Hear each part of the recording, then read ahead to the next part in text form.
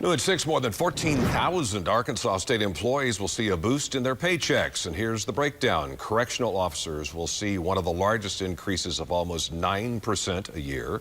Social workers will see a jump of nearly $7,000. Nursing and state police will see a 10% increase and earning $4,000 and $7,000 respectively. The new plan is expected to cost $100 million total.